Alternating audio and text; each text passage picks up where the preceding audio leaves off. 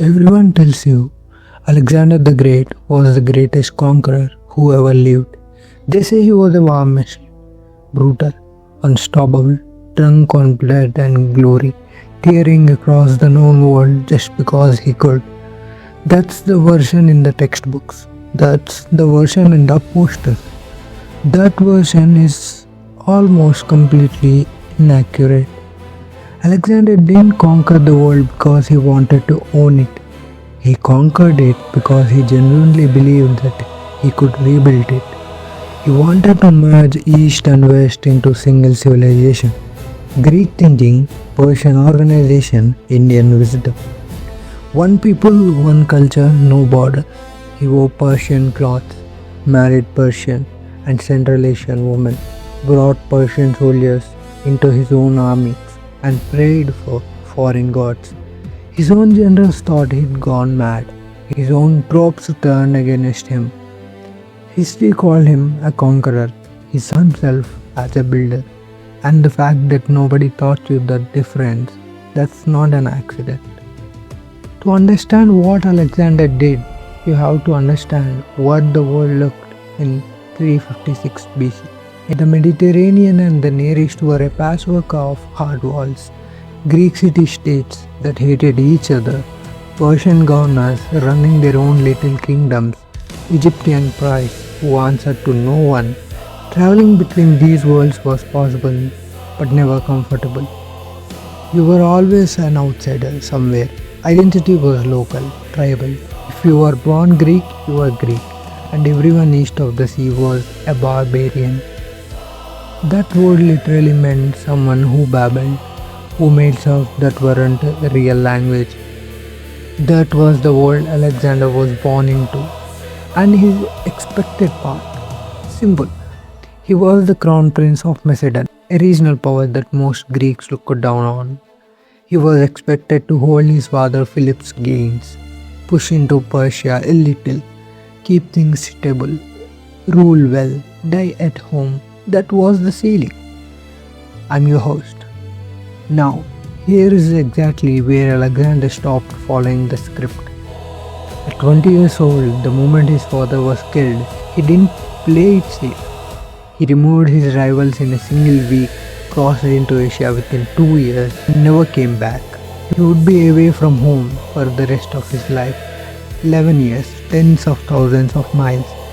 He chose to leave everything familiar behind for a shot at something no one had ever even imagined. Here's the thing, almost no one says about Alexander, and I want you to really sit with this. The one belief that drove every single decision he ever made was, the world is not the way it has to be. It's the only way it currently is. That sounds simple. It isn't.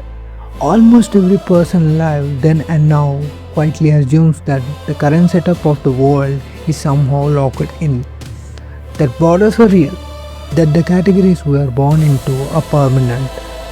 That the ceiling is the ceiling. Alexander didn't carry that assumptions anywhere in him. He looked at all of civilization and saw an early draft. You see this in every major move he made.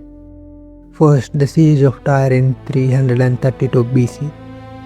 Tyre was a city built on an island, half a mile off the coast of what's now Lebanon, with walls that drop straight into ocean.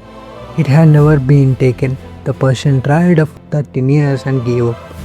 Every military advisor Alexander had told him, skip it, it's not worth it. Alexander said no. He spent 7 months building a road across open water, half a mile into the sea, under constant attack from ships, losing men every day. He did it because Tyre was supposed to be impossible, and the impossible was exactly what he needed to prove wrong. Second moment, Persepolis. In 330 BC, Alexander captured the Persian Empire's great ceremonial capital, the palace complex that represents everything the Greeks had been taught to hate about Persian power. His generals expected him to burn it down and move on. He did burn part of it. That's the part history remembers. But what history quietly forgets is what came next. He kept the Persian governing system completely intact. He put Persian men in charge of their own regions. He started wearing Persian royal clothing. He began using Persian royal titles for himself. He wasn't looting an empire, he was taking it over and continuing it. He saw himself not as a Persian destroyer. Every decision goes back to that one belief: the world is an early draft. He was here to rewrite it. Alexander had been marching for 8 years. His army had crossed deserts, mountains, passes, and the rivers that didn't even have names yet. They had beaten every army they faced. Beyond the Hyphasis, his squads reported more kingdoms, more armies, and eventually the edge of the world. He believed if he could just reach the Eastern Ocean, he could close the circle, one civilization, no more edges. The early draft finally finished. His men said no, not quietly. His general Colonel stood up in front of the entire army and said clearly, "We are done.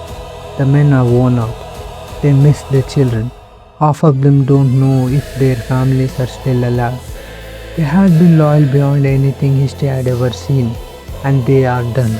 Alexander went into his tent and didn't come out for 3 days. 3 days. This man who had never backed down, never hesitated, never once accepted the world as it was, sat in his tent and tried to find some way to push his army forward by sheer force of will. He prayed, he waited for a sign, he looked for any signal that things would change. No sign came. He came out on the 4th day and announced a retreat. And then, and this is the part that genuinely gets to me, he wept. He wept in front of everyone. He didn't hide it. He stood at the bank of the Hyphasis and cried for the world he would never get to build. He never fully came back from that. He turned west and within 3 years he was dead in Babylon. 32 years old, no hair, no plan, and an empire that fell apart the moment his body did. The world he wanted to create was torn into pieces by the men around him before he was even in the ground. That is what it costs to hold a belief the world isn't ready for. Here's what Alexander understood that you spend most of your life avoiding. The ceiling you see above you is not real. It's made for other people, exhaustion, the limits you accept in your career, in your relationship, in what you think you are allowed to want. Those limits were drawn by people who got tired, people who stopped, people who turned back at the river, and because they stopped and wrote it down and called it wisdom, you inherited their stopping point as your starting assumption. You are not being realistic when you accept those limits. You are being loyal to someone else's decision to quit, and you already know this. That's the uncomfortable part somewhere underneath your daily routine and your sensible plans and the goals that fit neatly inside what's expected. You know the world is an early draft. You can see the cracks in it. You can see where things are held together by habit and rather than in a real necessity. The reason the knowledge doesn't change anything for you isn't that you lack drive. It's that the people around you need to stop at the river. They need you to turn back, because if you don't, they have to ask themselves why they did. Alexander didn't hate his army for stopping. He understood it. He just couldn't do it himself. The question isn't whether you see the draft. The question is what you're willing to do about and what it's going to cost you. Before tomorrow ends, do one specific thing. Not a new habit, not a system, one thing.